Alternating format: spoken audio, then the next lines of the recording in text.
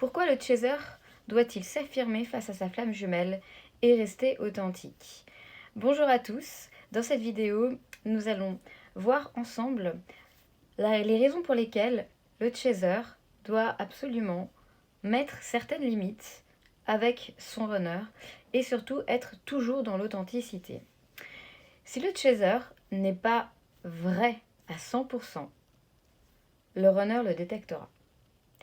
Il faut comprendre que notre flamme jumelle nous comprend et nous connaît 100 fois mieux que ce que nous-mêmes nous nous connaissons et nous nous comprenons. On peut penser, et tout laisse à supposer, que le runner, dans sa façon de se comporter, est quelqu'un d'insensible, est quelqu'un même parfois on peut les considérer comme étant un peu durs, des personnalités qui pourraient de prime abord laisser supposer que ce sont des êtres insensibles. Or, ce n'est pas le cas. Ce n'est pas le cas. Autant le chaser est dans la démonstration extérieure, autant le runner, forcément, à l'inverse, va tout intérioriser. Mais ça ne veut absolument pas dire que les runners ne ressentent rien, bien au contraire. Pour vous illustrer un petit peu cette théorie de cette nécessité d'être à 100% dans l'authenticité face au runner, je vais vous raconter une anecdote qui m'était arrivée avec mon runner. Où une fois nous étions durant la phase, nous n'étions plus ensemble, on était pseudo-amis, mais on s'écrivait quand même régulièrement, enfin surtout lui. Et bon, toujours sur des échanges très très très très superficiels. Il n'y avait rien de profond dans les échanges, forcément. Et surtout pas toucher à l'émotionnel. Et donc, un jour, il m'écrit, il m'envoie une énième photo de quelque chose qu'on avait en commun. Et je lui réponds. Et là, je sais pas, j'ai été prise d'un élan d'authenticité, on va dire. Et je lui ai dit, tu sais, c'est fou, mais je tombe constamment sur des choses qui me font penser à toi. Même si je voulais t'oublier, je pense que j'y arriverai jamais. Et bon, j'ai senti que oups, c'était... Oulala, il s'attendait pas du tout à ça. Mais j'étais vraiment authentique et j'étais pas dans la peur ou la crainte de sa réponse. J'avais juste envie de le lui dire. Bon, réponse à la runner, ouais, on a des souvenirs sympas. Bon, voilà, je me suis pas du tout offensée, offusquée. Au contraire, j'ai trouvé ça mignon parce que je savais tellement que c'était lui, en fait, que voilà, j'ai juste accueilli. J'ai senti le malaise de son côté. Et puis, juste peut-être une heure après, j'ai vu quelque chose qui m'a fait penser à lui et je lui ai renvoyé en lui disant ah tiens regarde et mais détente, enfin vraiment il y avait rien, il y avait pas de malaise en fait par rapport à sa réponse. Et là il m'a répondu très enjoué parce qu'il était tranquille en fait, il était détendu du fait que je le sois. Le lendemain, il vient m'écrire et il me demande quel temps il fait chez moi, s'il neige. Je lui dis ah non, mais c'est prévu. C'est prévu pour ce week-end. Ah oui, je sais, j'ai regardé la météo. Il faut savoir que mon runner habite à 4000 km de moi. Et il me dit ah oui, j'ai vu, j'ai regardé la météo. Ah, donc il s'intéresse à la météo de là où j'habite. Intéressant. Et bon là, je vous parle, ça faisait un an. Ça faisait un an qu'on était séparés. Et bon, on commence à échanger et bon, il me dit ouais, ça me manque, la neige, des fois, voilà, je vais pas me plaindre, là où je suis, il fait toujours beau, mais bon, des fois, j'aimerais bien qu'il pleuve. Enfin, bon, il commence à me dire qu'il y a certaines choses qui lui manquent. Et petit à petit, il s'ouvre, jusqu'à ce que il me pose des questions, si je peux lui conseiller sur certaines choses. Et on reste jusqu'à 2h30 du matin à parler. Le lendemain, il me réécrit. Puis le surlendemain, pareil. Et je ressens de plus en plus l'ouverture. Voilà, je suis super contente, je me dis ça y est, il va probablement bientôt me dire qu'il veut revenir me voir, enfin voilà. Et puis, on échange sur des banalités, hein, bien sûr, mais ça reste quand même, le lien, il est là, l'échange, il est là. Et à un moment donné, bon, bah, j'arrête de répondre parce que j'avais plus forcément quoi que ce soit à dire par rapport à la conversation. Et puis 2 heures plus tard, je prends mon WhatsApp et je vois qu'il a changé sa photo de profil. Et là, il a mis sa photo de profil, ma photo préférée de lui. C'est-à-dire, il ne le sait pas, je ne lui ai jamais dit, mais c'est la photo que je préfère de lui. Et donc, je suis là sur sa page WhatsApp, sur notre discussion, puis je suis en train de m'extasier devant sa photo. Et là, je vois qu'il m'écrit. Et je vois, il m'écrit ah, au fait, lol. Et là, oh, prise de panique, j'étais sur sa page, donc évidemment, il a vu directement que c'était lu, qu'il y avait les 2 vues bleues de WhatsApp. Et moi, oh là là c'était genre, mon Dieu, qu'est-ce qu'il va penser que je suis là en train de regarder son... Du coup, faux self, direct.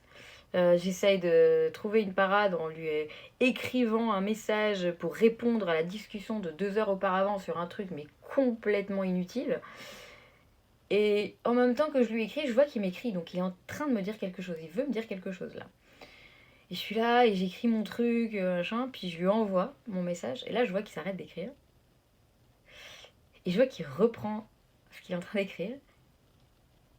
Et là, il m'envoie une réponse en lien avec ce que je viens de lui répondre par rapport à notre discussion de 2 heures auparavant. Et là, je lui fais au fait, tu voulais me dire quelque chose? Il me fait non, de quoi? Je sais pas, j'ai cru te voir en train d'écrire. Ah non, non, bref. Et en fait, genre, moi j'étais faux self, lui, automatiquement, il a ressenti mon faux self. Donc, faux self également. Et là, et là,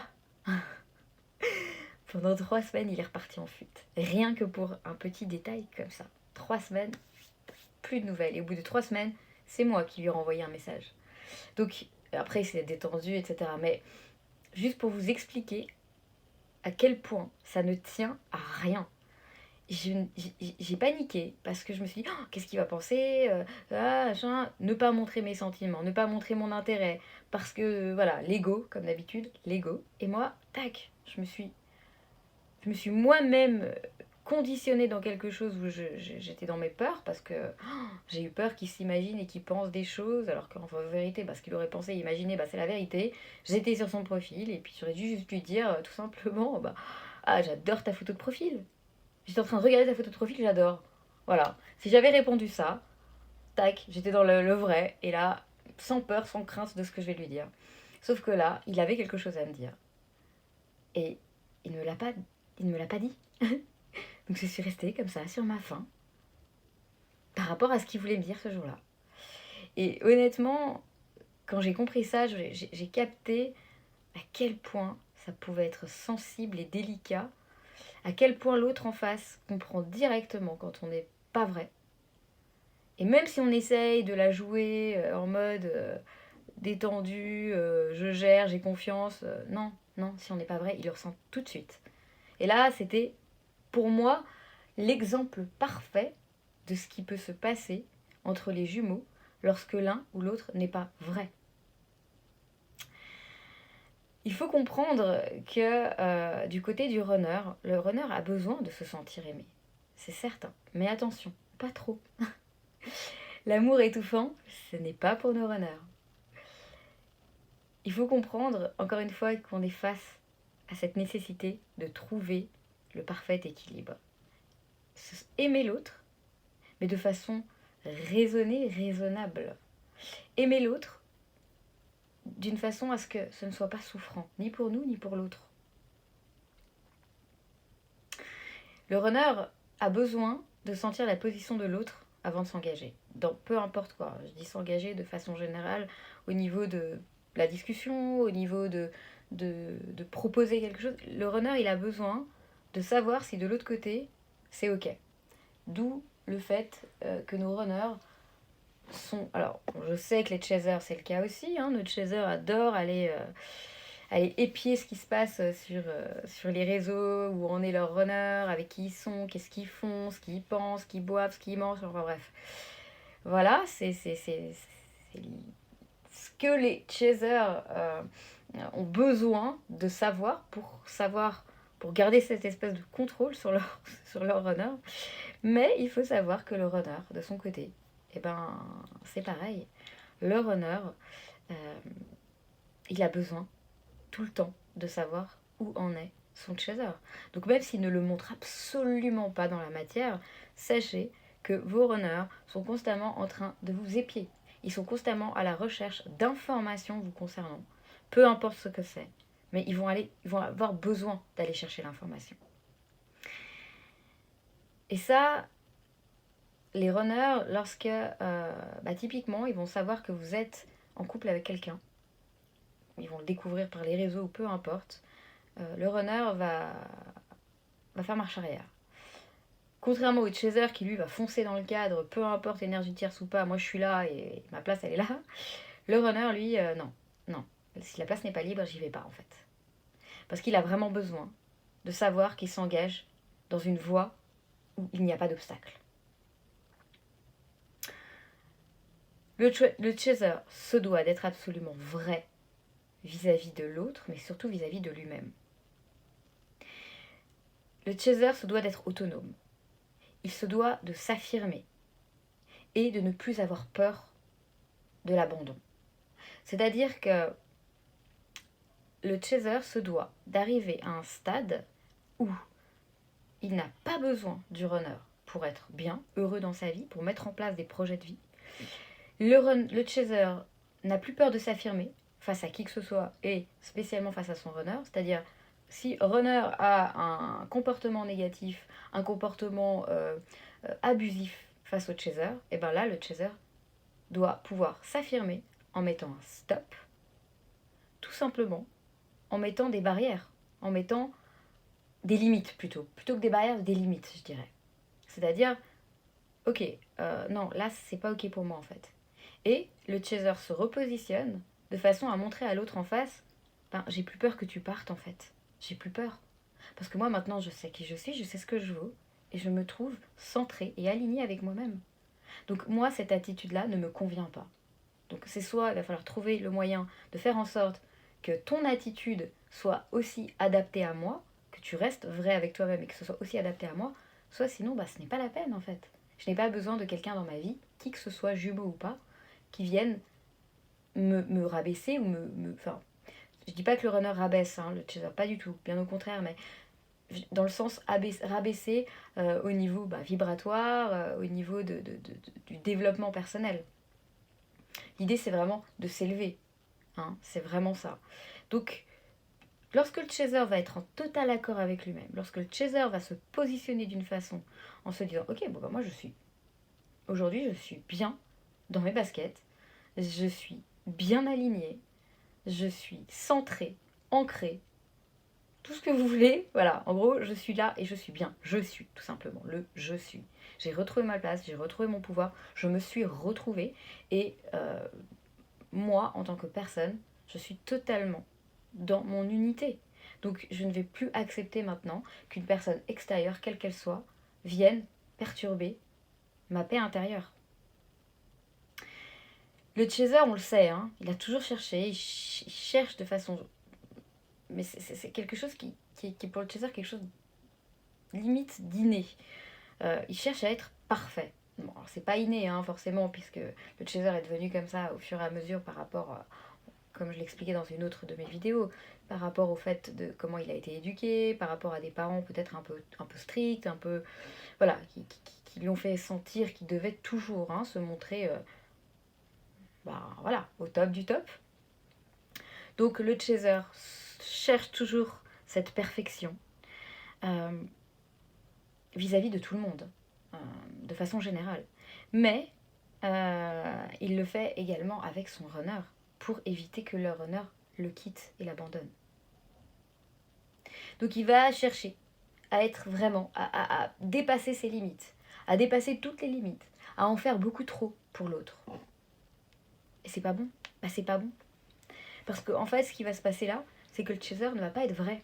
Il va agir par stratégie pour justement tendre vers cette perfection et donc par conséquent se faire aimer, être aimé de l'autre.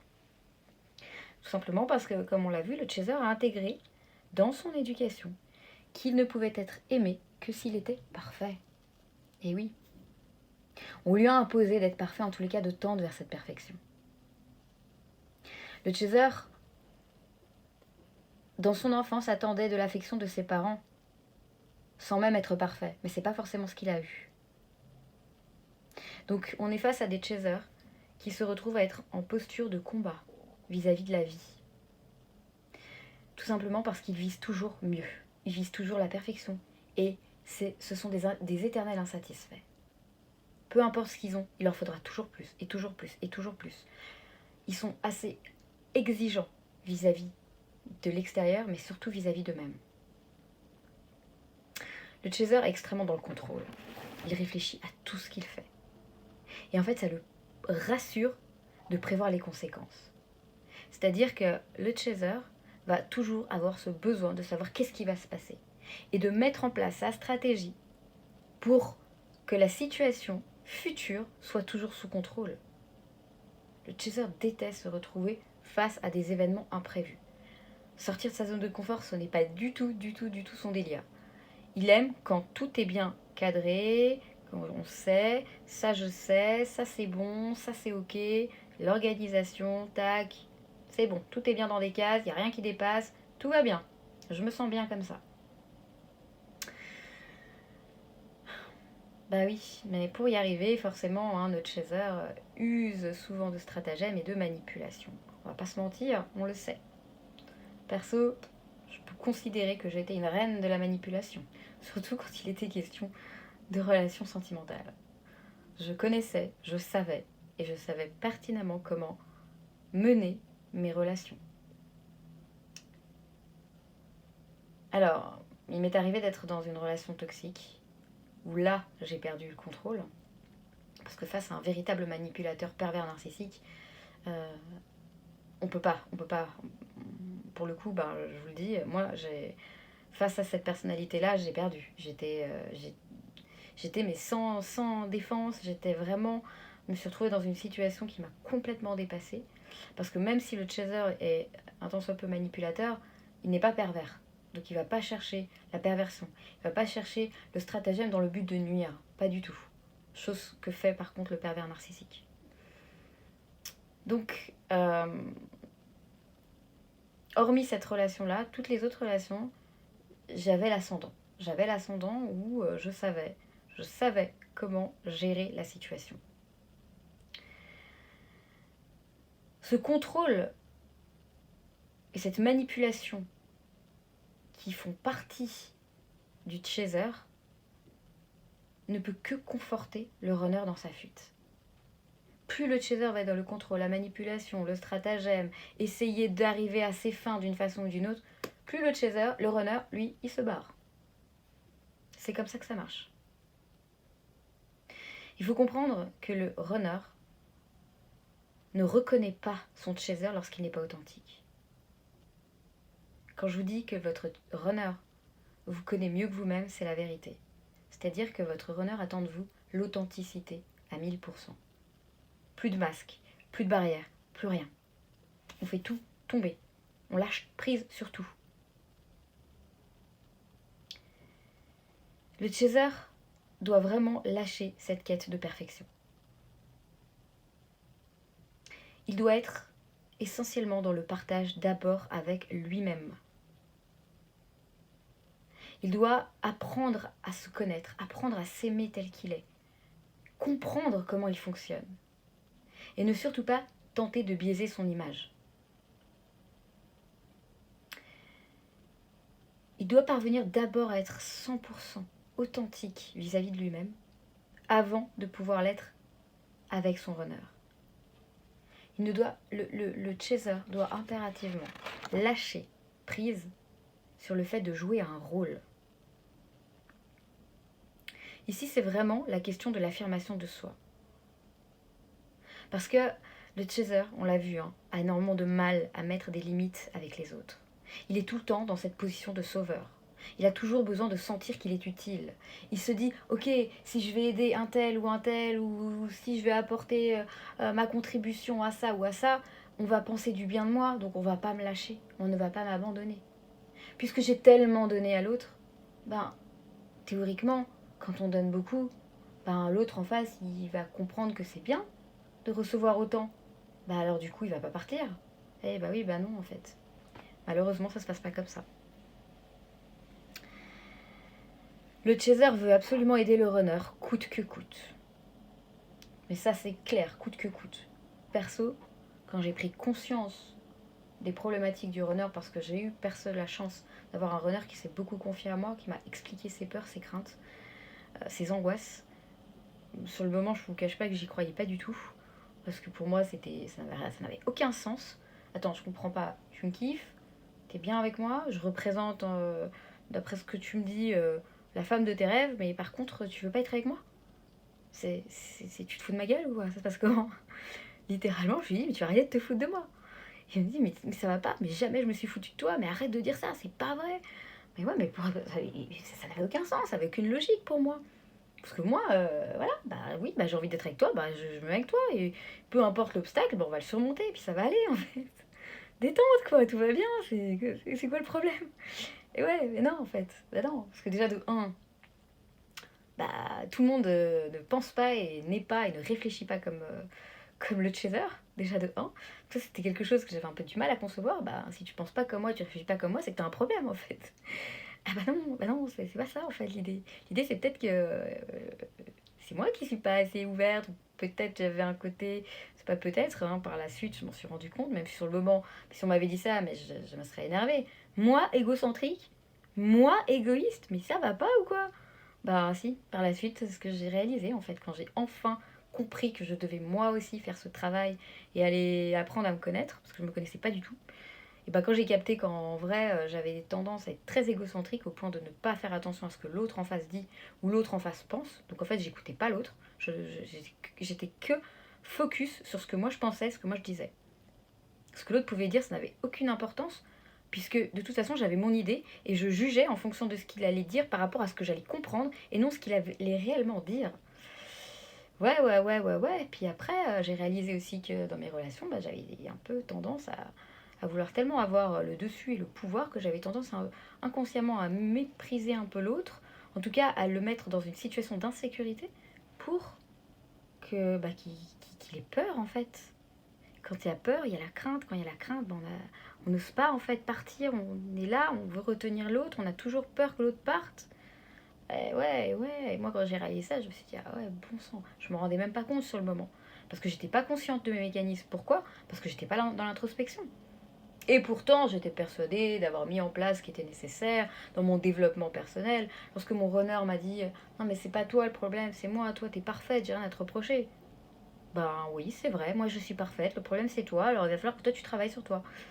Telle était ma réponse. Et j'étais persuadée de ça, complètement. Sauf que, j'adore ce côté où on dit ouais, le runner avec son masque et son déni, et là, mais sauf qu'en vrai, en vérité, euh, le chaser a tout autant de masques et de déni. Pourquoi? Parce que le chaser, lui, il a beaucoup de mal dans un premier temps, à se remettre en question et à comprendre comment il fonctionne et aller vraiment dans son intériorité. C'est-à-dire que lorsqu'il y a la reconnexion des jumeaux, le runner, lui, il est conscient de ses faiblesses, il est conscient de ses douleurs, de ses problématiques émotionnelles, il en est conscient. Il a déjà mis le doigt et il a déjà intégré qu'il avait tous ces problèmes. Donc le runner, lui, se connaît très bien. Or, le chaser, lui, il pense que tout va bien dans sa vie. Bien sûr, il a mis son petit plan là, les barrières protectrices de tous les côtés, tout va bien, ok. Au niveau de la vie familiale, ouais, check, ça va, c'est à peu près bien. J'ai fait en sorte de, peu importe, en vrai il y a plein de choses à régler, mais non, on fait comme si de, tout va bien. Niveau professionnel, détente. Alors ça gère super bien, super bon job, reconnaissance professionnelle, sociale, nickel, ça va très bien. Relation sociale, ouais, j'ai mes amis depuis longtemps, ça va bien, j'ai mes amis, j'ai mes trucs. Franchement, moi, ma vie, elle est parfaite. J'ai fait en sorte que tout soit nickel. nickel. Et ouais, sauf qu'en fait, il ne se connaît pas. Il n'a pas intégré, il n'a pas compris, il n'a pas été chercher quelles étaient ses problématiques. Et il est tellement persuadé d'avoir mis tout bien dans des cases, organisé sa vie comme il faut, bah, il se dit, bah c'est bon, moi je suis bien, je suis au top. Et en vérité, c'est faux. En vérité, c'est là où on voit que le chaser est dans le déni. Et il a ce masque du contrôlant, et il a ce masque où il se ment à lui-même. C'est-à-dire que, ben ouais, en fait, je vais pas bien. En vérité, il y a plein de dysfonctionnements, mais je ne les vois pas. Et je ne veux pas les voir, et je ne veux surtout pas aller les trouver et les voir. Donc vous voyez ce que je veux dire. Finalement, on se retrouve l'un et l'autre à tour de rôle au niveau de nos mécanismes. Donc pour les chasers qui pensent toujours que le runner est dans le déni, il a le masque et qui ment, etc., ben, sachez, cher chaser, que bah, vous faites pareil, ou en tout cas du moins vous avez fait pareil à un moment donné. Du coup, pour pouvoir aider ce runner, personnellement, j'ai tout tenté. J'ai tout tenté. C'est-à-dire que je lui ai sorti toutes les possibilités inimaginables. Je me suis même cassé la tête à aller trouver quelqu'un là où il habite qui pourrait l'aider. Enfin, le truc, mais genre... Enfin... Non mais, ouais, bref. Quand j'y pense, je me dis, mais bon sang, quoi. Enfin... Et en fait, je comprenais pas qu'il avait surtout pas besoin que je me comporte comme une mère. Il avait surtout pas besoin de ça. C'était la pire des choses parce qu'en fait sa mère ayant été beaucoup trop sur lui, à le protéger, à le sur... euh, vraiment à anticiper tous ses besoins, ses désirs, elle l'a étouffé. Du coup, le runner, là, il a besoin d'une femme qui soit indépendante. D'une femme, d'un homme, enfin peu importe. Il a besoin d'un conjoint indépendant et surtout pas un conjoint qui va être là à combler ses moindres désirs. C'est pas du tout ce dont il a besoin et ce qu'il recherche. Donc moi, je me plantais complet. Et alors là, vraiment. Et puis plus j'essayais de l'aider, plus il fuyait. Et plus je me disais, mais bon sang, mais qu'est-ce qu'il est ingrat, c'est pas possible. Je lui donne sur un plateau d'argent les solutions et il n'en veut pas. Et ouais, bah oui, parce que c'est pas ça en fait. Moi, je le faisais dans un but précis. Mon vrai but, c'était pas de l'aider à lui en vrai. Mon vrai but, c'était qu'il change pour qu'il puisse être avec moi. Donc en fait, tout ce que je mettais en place, c'était pas pour son bien. C'était pas de l'amour inconditionnel. C'était de l'amour passionnel qui était avec un intérêt. C'était un but, dans un but précis pour moi et mon bien-être, encore une fois. Tout retournait, tout venait se tourner par rapport à moi. Mais sur le moment, on peut pas comprendre. C'est compliqué d'arriver à comprendre ça parce que sur le moment, on se dit vraiment, non mais moi je veux l'aider, hein, vraiment, je veux l'aider. Et puis on est sincère et puis on est persuadé que l'on le fait pour l'autre. Puis en fait, non, pas du tout. On se rend compte qu'on fait pour nous. Et c'est pour ça que lorsque j'ai des chasers qui me disent ouais, j'ai envie de lui écrire, qu'est-ce que je fais, est-ce que je dois l'écrire, est-ce que je dois pas lui écrire, moi je réponds toujours la même chose. Ben, pose-toi la question si c'est authentique ce que tu veux lui écrire. Est-ce que tu veux lui écrire parce que c'est ton cœur qui a envie de lui écrire, peu importe sa réponse, peu importe même s'il y en a une de réponse, ça va pas t'ébranler toi au niveau de ton intériorité, de ta paix intérieure. C'est juste parce que ton cœur a besoin d'exprimer quelque chose, peu importe la réaction de l'autre en face, ou tu vas exprimer quelque chose parce que tu attends quelque chose de ton runner. Tu attends une réponse, tu attends une réaction de l'autre. Et c'est là où on voit si on est dans l'authenticité ou pas. Donc notre chaser va tout de suite tenter de trouver des solutions pour aider son runner. Et ce grand défaut du chaser, c'est vraiment de vouloir prendre en charge le runner. Tenter de vraiment jouer Mère Teresa en lui expliquant ce qui ne va pas chez lui, en tentant de le prendre sous son aile pour l'aider, en tentant de lui trouver des solutions à ses moindres petits problèmes. Ben non, en fait, c'est pas bon. Parce qu'en fait, en agissant ainsi, on est focus sur l'autre et on n'est pas focus sur nous. Or, l'idée, c'est de réorienter notre attention sur nous-mêmes. Il faut laisser vos runners vivre leurs obstacles. Le runner se sent étouffé quand le chaser veut le sauver. Le runner est infantilisé. Et déjà, il l'est déjà beaucoup trop en fait. C'est-à-dire que le runner déjà manque de maturité, manque d'autonomie d'adulte, il manque de responsabilité. Et là, ce que le chaser fait, c'est allez, viens, je te prends par la main et viens, je vais te montrer qu'est-ce qu'il faut faire. T'as besoin de moi pour traverser la route. Attends, viens. Mais non, en fait, c'est pas ça. C'est pas ça dont il a besoin et c'est pas notre rôle en tant que chaser.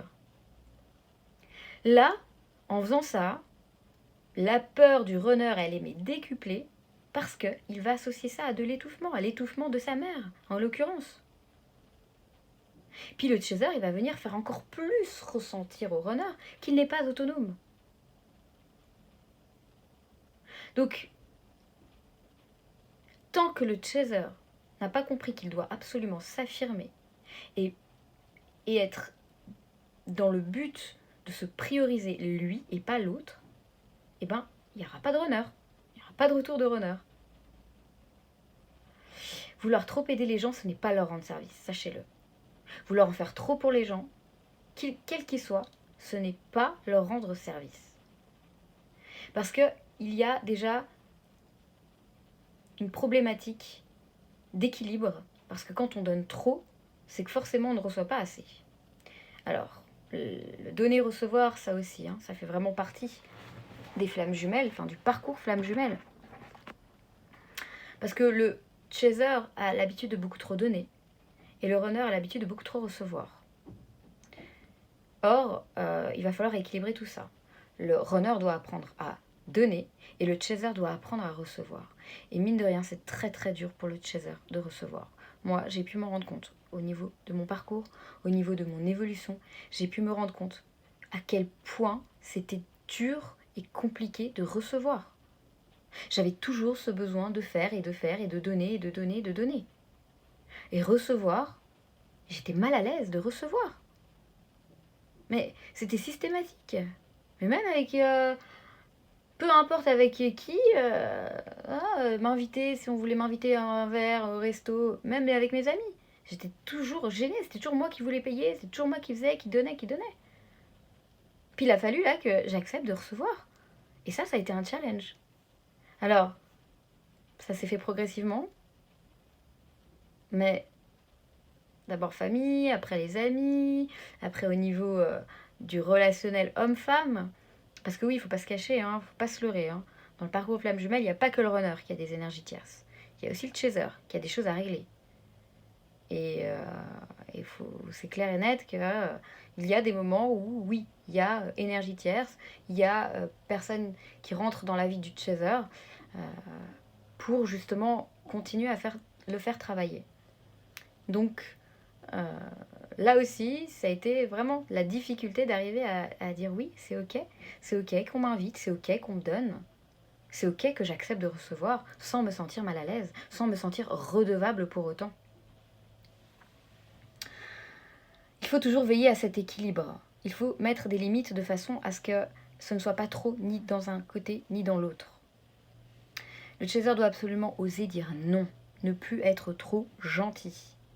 Ne pas faire ou dire des choses qu'il ne ressent pas au fond de lui juste pour faire plaisir à la galerie. Il faut lâcher votre cape de sauveur. Absolument. Et je sais combien c'est dur. Je le sais. Parce que perso, j'étais persuadée d'avoir lâché ça. Et bam, petite âme sœur sur le passage. Et tac, cape de sauveur qui est revenu. Super chaser. En action, en service. C'était reparti. Bah ouais, mais non. Bah non. Parce que de nouveau, il y a des équilibres. Et de nouveau, il y a problématique.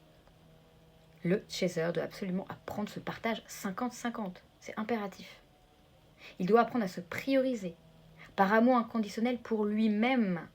Quand on parle de l'amour inconditionnel, c'est cet amour inconditionnel pour vous-même. C'est pas l'amour inconditionnel véritablement pour l'autre.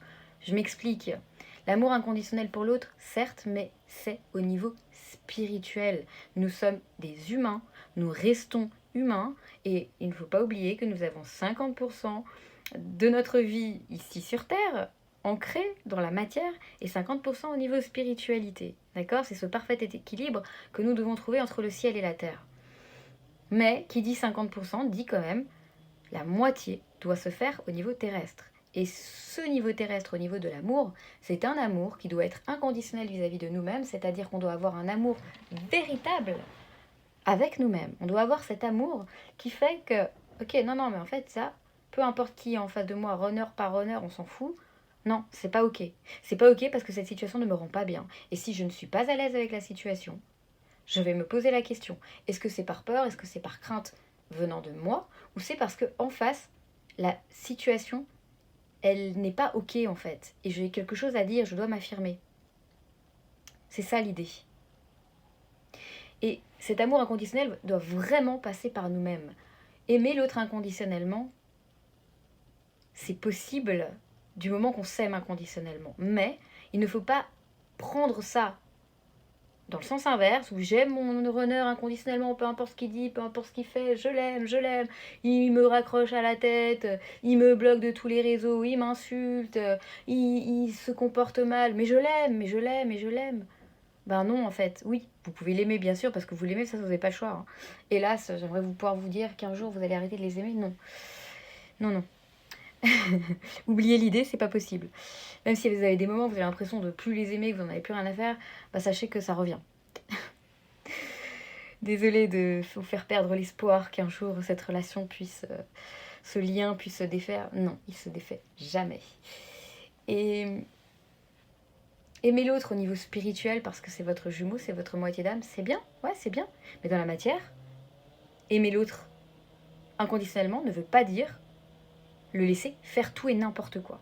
C'est impératif de prendre bien conscience de ça et d'arriver à faire la distinction par rapport à cet amour inconditionnel. Nous sommes des humains, nous restons humains jusqu'à que là-haut ils décident qu'on ne le soit plus, mais en tous les cas, en attendant, on a une vie à vivre au niveau terrestre. Parce que c'est bien beau la 5D, mais il y a un moment donné, si c'est pour vivre une vie avec quelqu'un en 5D, bah alors pourquoi on nous a fait descendre sur Terre? Non, c'est pas l'idée. L'idée, c'est de pouvoir mener à bien quelque chose dans la matière. Le chaser doit aussi absolument arrêter de conseiller le runner. Il doit lui laisser le libre arbitre, le laisser trouver ses méthodes d'évolution, le laisser faire ses choix. Et c'est dur. C'est dur parce que le runner va venir demander au chaser, qu'est-ce que je fais? Qu'est-ce que tu me conseilles? Et là, le chaser se sent pousser des ailes. Oh, il me demande, il vient me demander conseil, il vient me solliciter, c'est-à-dire qu'il a besoin de moi. Oh, il a besoin de moi, donc ça veut dire que je suis importante. Et j'ai une utilité. Je ne sers pas à rien dans ce monde finalement. Ben non en fait. Ben non, parce que peu importe si le runner il a besoin de vous ou pas, peu importe qui a besoin de vous ou pas, la seule et unique personne qui a réellement besoin de vous-même, c'est vous-même. Donc vous avez assez d'importance pour vous, pour faire attention à vous et pour être présente pour vous-même. Donc, je me rappelle qu'au tout début, mon runner, lorsqu'il était venu me voir, il m'a dit... c'était la veille qu'ils partent, le lendemain il devait repartir, et puis il m'a dit... ça me coûterait tant si je déplace mon billet. On était posé comme ça, tranquille. Et d'un coup, il me sort ça. Et là, je le regarde et je fais, tu veux repousser ton billet? Ouais, si je rentre dimanche, au lieu de demain. Et là, je suis trop contente. Bah, vas-y, fais-le, vas-y. Et là, il me regarde, ouais, mais non, ouais, avec le travail, ça va être chaud. Donc du coup, quand je l'incite à quelque chose, tac, ouais, non, machin, ok. Alors là, je dis rien. Je prends mon téléphone, mes trucs. Et il me dit, ouais, non, je sais pas, et tout. Je lui fais, ah, bah, fais comme tu le sens. Puis je prends mon téléphone, puis il me regarde, il fait, qu'est-ce que je fais? Je lui fais, fais comme tu le sens. Rien, je l'incite pas, fais comme tu le sens. Il a mis 10 secondes chrono pour se lever, pour aller prendre sa carte dans son portefeuille, et tac, en 2-2, il avait pris son billet. Il avait changé son billet. Tout simplement parce que j'ai laissé faire. Je suis pas intervenue. J'ai laissé faire. Il a fait ses choix tout seul. L'assistance que peut apporter le chaser à son runner et son insistance vont être à la hauteur du rejet du runner. Tout simplement. Il va y avoir une très très forte répercussion chez le runner. Chacun des deux doit apprendre à être plein et entier. Les retrouvailles peuvent se faire, même s'il y a encore un peu de travail. On ne demande pas d'être à 100% parfait pour accéder à la réunion, étant donné que si on est 100% parfait, on n'a plus rien à faire sur cette terre. Donc l'idée, c'est d'arriver à un stade qui soit assez stable, parce que du moment qu'on atteint l'équilibre, après il faut stabiliser cet équilibre. Et ça, il y a une phase quand même encore. Il faut savoir que il n'est pas question juste de dire ah trop cool, ça y est, j'ai atteint l'équilibre des polarités. Oui, c'est bien, mais là il y a quand même encore après une phase de stabilisation. C'est très important de comprendre cela. La réunion se fait quand les jumeaux ont l'évolution nécessaire pour se retrouver harmonieusement. Mais il faut au préalable avoir atteint une authenticité minimum pour que la réunion avec le jumeau n'implose pas ensuite. Parce que si les deux n'ont pas atteint une authenticité, une stabilité nécessaire, s'il y a retrouvailles, il y aura de nouveau des tests, parce que les jumeaux, lorsqu'ils se retrouvent, lorsqu'ils sont en réunion, et ils sont testés, clairement, ça il faut le savoir, ils sont testés. Donc il va falloir prendre conscience de 1. Le chaser veut être parfait tout le temps pour avoir de l'affection des autres. Mais ça, c'est une fausse croyance. Parce que la perfection, c'est quelque chose qui est ennuyeux. Les gens ont besoin de challenge. Les gens ont besoin en face de sentir qu'il y a une résistance. Ils ont besoin de sentir qu'en face, il y a quelqu'un qui va penser à lui-même. Alors attention, il n'est pas question d'être égoïste, bien sûr. Mais en face, dans peu importe quelle relation, que ce soit au niveau des flammes jumelles ou pas, les gens ont toujours ce besoin. Ils vont être attirés par une personnalité qui va montrer qu'elle est bien dans ses baskets. Une personnalité qui a confiance en elle et qui n'est pas à la recherche de absolument quelque chose de l'autre, qui n'est pas dans l'attente de quelque chose de l'autre.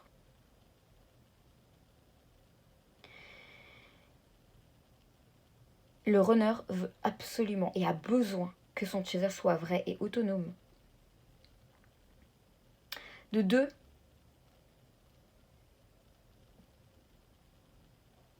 il faut prendre conscience qu'un chaser peut vraiment se forcer à aller et faire des choses qu'il n'a pas envie, de peur de ce qu'on va penser de lui ou d'elle.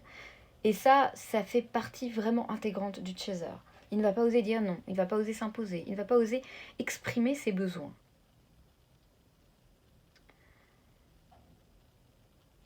Si le chaser est honnête et explique les choses, ça sera bien pris. Sauf que le chaser a peur de ce qu'on va penser de lui, a peur qu'on va pouvoir le juger négativement. Or, si le chaser est honnête et dit simplement, écoute, tout ça, un exemple bête, un ami, une amie vous propose d'aller dîner dans un restaurant d'hamburgers. Vous détestez ça. Dites-le.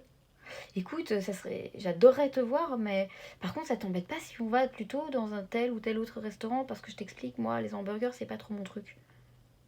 Il n'est pas question de dire, ah non, aucun rapport, moi j'y vais pas. Non, pas besoin d'être dans le combat, dans le conflit, comme souvent les chasers peuvent être de façon systématique, parce que généralement ces réactions des fois un peu impulsives. L'idée c'est de comprendre que non, la discussion en étant serein, expliqué.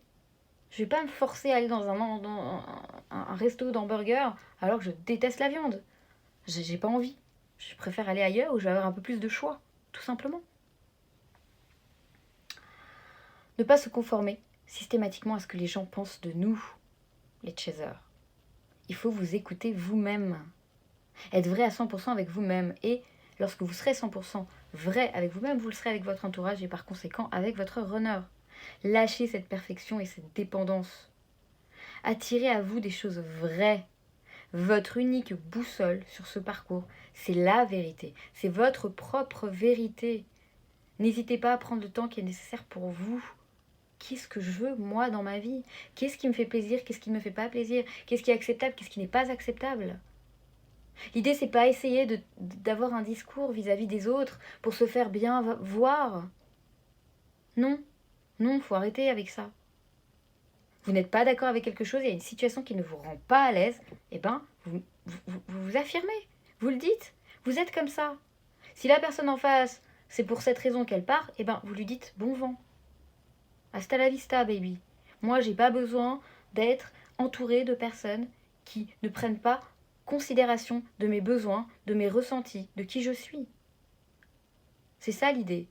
Après, évidemment, je vous dis pas que si vous avez des dépendances de dépendance affective et que vous avez besoin que votre autre soit là H24 à vous faire des déclarations d'amour du matin au soir et que vous lui dites ah bah non, bah si tu me fais pas ça, bah casse-toi. Non, on est bien d'accord. Il va être question encore une fois d'être dans quelque chose de droit, d'ancré, d'équilibré.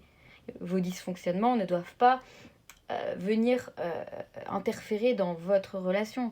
Vos propres dysfonctionnements, vous devez apprendre à les gérer, à les canaliser, à les traiter, à les guérir. C'est ça l'idée, hein, on est bien d'accord, hein, pas que tout d'un coup vous mettez en tête que vous êtes tel que vous êtes et que l'autre en face il doit faire en fonction de vous, sinon merci, au revoir. L'idée c'est d'arriver à, encore une fois, avoir cet équilibre entre je me remets en question, je vois en fait chaque situation qui ne va pas être positive pour moi, chaque émotion négative, que ce soit au niveau de la tristesse, de la colère, de l'énervement, de l'angoisse, peu importe quelle émotion négative vous allez avoir, il va falloir vous recentrer, comprendre en fait, ok, si là je me suis sentie comme ça, pourquoi en fait? À quoi ça vient faire référence? Quelle est la blessure qui est ici ciblée en fait? Et là, vous allez pouvoir intégrer, comprendre votre propre schéma, votre propre fonctionnement. Et vous allez pouvoir ensuite petit à petit désintégrer ces modes de fonctionnement erronés. Et être dans l'authenticité. Être juste avec vous-même et juste avec les autres de façon à ce que les autres aussi soient justes avec vous. C'est dans ce sens-là. Voilà mes chers chasers, j'espère avoir pu vous apporter quelques éléments de réponse en plus par rapport à comment mener à bien ce parcours, cette quête vis-à-vis de soi-même, parce qu'il est très important, et je le sais, hein, que la seule chose qui nous intéresse au début, c'est vraiment retrouver l'autre, la réunion avec l'autre, c'est ça le plus important.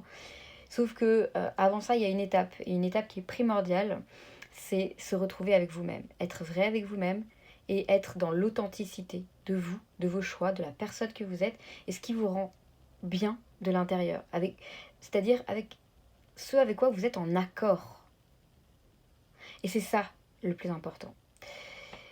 N'hésitez pas à me contacter si vous avez besoin d'une guidance personnalisée sur votre lien de flamme jumelle, des guidances aussi au niveau du développement personnel pour vous mettre sur le chemin, sur la voie de ce qui dysfonctionne et que vous compreniez un petit peu mieux quelle est votre façon d'être, votre façon de procéder et apprendre à connaître vos propres mécanismes. N'hésitez pas également si vous avez besoin d'un rendez-vous coaching pour qu'on en discute ou d'un soin énergétique qui permet vraiment d'apaiser tout ça et qui aide au travail, hein, parce que les soins énergétiques sont là et sont un support extrêmement important, moi je trouve. Il est vrai que j'ai vu passer il y a quelques temps sur les réseaux quelqu'un qui parlait d'un couple de flammes jumelles qui a été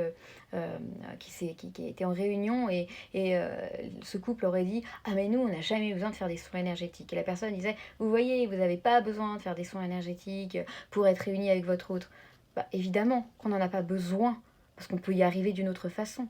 Il est clair, à aucun moment, si quelqu'un vous dit « Ah oui, faites tel son énergétique, vous allez voir, ça va vous amener directement à la réunion », bah, il va pas falloir y croire, on est bien d'accord. Il n'est pas question ici d'outils magiques pour vous amener directement vers les retrouvailles, non. Par contre, c'est un outil magique, et moi je le considère comme tel, pour aider dans ce parcours. C'est une béquille. À l'époque, en l'occurrence de ce couple que je connais très bien qui s'est réuni, il n'y avait pas l'accompagnement, il n'y avait pas les soins énergétiques qui étaient dédiés aux flammes jumelles, il n'y avait pas tous les supports et tous les outils qu'on a aujourd'hui, qu'on a la chance d'avoir. Moi personnellement, mais je suppliais pour qu'on m'aide dans ce parcours, j'étais prête à payer plus que le prix pour qu'on m'aide, tellement que c'était difficile quand j'ai découvert le lien. Aujourd'hui, on a la chance d'avoir des personnes qui sont dédiées à l'accompagnement de flammes jumelles, on a la chance de pouvoir justement être accompagné dans cette souffrance, parce qu'il faut le dire, c'est une souffrance qui est énorme, c'est quelque chose qui est très dur à vivre au quotidien. Et, et pour moi, il n'y a vraiment que des personnes qui sont sur le parcours flamme jumelle qui peuvent comprendre ce que vous vivez. C'est clair que des thérapeutes lambda, même si aujourd'hui ils tendent de plus en plus à se former sur le lien, ils ne peuvent pas comprendre. Moi, je sais que j'ai mon hypnothérapeute qui a contacté une de ses amies qui était sur le lien de flamme jumelle, qui lui a dit, écoute, j'ai de plus en plus de flammes jumelles en consultation. Est-ce que tu peux, s'il te plaît, me briefer, m'expliquer ce lien?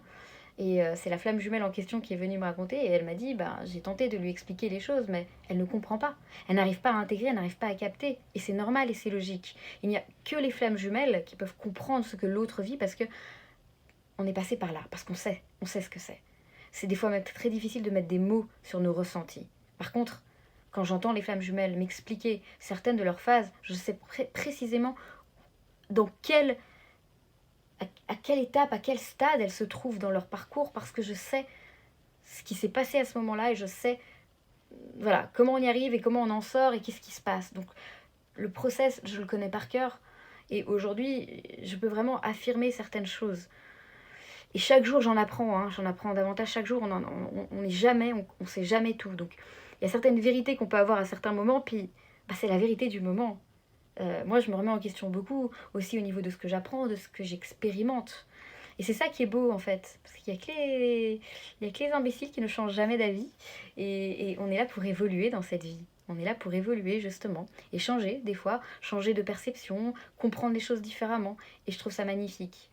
Donc, pour en revenir au soins énergétiques, ils ne sont absolument pas garantis de réunion ou de retrouvailles, mais par contre, ils sont garantis d'aide dans votre propre développement personnel pour travailler en profondeur au niveau des mémoires cellulaires, au niveau de votre inconscient.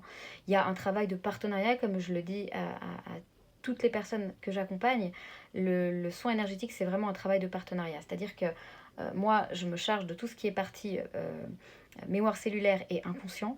Et de l'autre côté, il va falloir gérer tout ce qui est partie consciente et mettre en place les actions nécessaires dans la matière. De même, les soins énergétiques, ils sont extrêmement importants pour libérer le karma. La chance qu'on a, c'est qu'aujourd'hui, on peut, par ce biais-là, libérer tout ce qui est karmique. Donc moi, je me connecte aux vies antérieures, j'ai cette possibilité de repartir dans les vies antérieures des personnes pour éviter de les faire elles-mêmes y aller. Hein. Avant, je recommandais l'hypnose pour que la personne puisse aller elle-même dans sa vie antérieure ou dans son enfance, enfin l'hypnose régressive, pour revivre la chose. Aujourd'hui, encore une fois, on change, je suis moins adepte de ça. Tout simplement parce qu'aujourd'hui, j'ai aussi la capacité, moi, de pouvoir y retourner sans que la personne ait à revivre la situation. Et je peux désactiver et débloquer et libérer ce karma. Donc la personne, je vais lui expliquer ce que j'ai fait, mais elle va pas avoir le besoin, elle va pas, ça va pas être une nécessité de revivre ces instants qui ont été très douloureux. Donc aujourd'hui, je favorise vraiment ces soins dans ce but-là. Tout ce qui est couper les liens transgénérationnels au niveau karmique, le karma familial, au niveau de tout ce qui est des vies antérieures, je trouve qu'on a aujourd'hui, on peut être vraiment reconnaissant qu'on a accès, qu'on nous autorise à accéder à cette connaissance et de pouvoir libérer notre âme. Et je peux vous garantir que le travail, il est énorme. Il est énorme parce qu'on ne s'en rend pas compte, mais il y a énormément de choses à libérer. On a eu des centaines de vies antérieures, on a vécu énormément de choses, et pas seulement sur une dimension. Il y a plusieurs dimensions. Et pour libérer tout ça, je peux vous garantir que quand les personnes me disent « Ah mais il va me falloir plus d'un soin », ben oui les chéris, bien sûr qu'il faut plus d'un soin. En vérité, il en faut beaucoup des soins pour pouvoir libérer tout ça au fur et à mesure. C'est évident, c'est clair. Moi-même, je suis toujours en train de me libérer de certaines choses. C'est toujours des choses que j'imaginais pas. Et je pensais que le karmique, c'était ok. Mais quoi? Ah, encore du karmique? Encore des blocages karmiques? Ah bah, j'avais pas vu ça, j'étais pas consciente de ça et ça et ça. Mais c'est petit à petit que ça se fait. Donc voilà la nécessité pour moi de ces outils d'accompagnement sur le parcours Flamme Jumelle. Je vous souhaite à tous le meilleur. Prenez soin de vous, ancrez-vous, protégez-vous et surtout aimez-vous. Allez, à bientôt.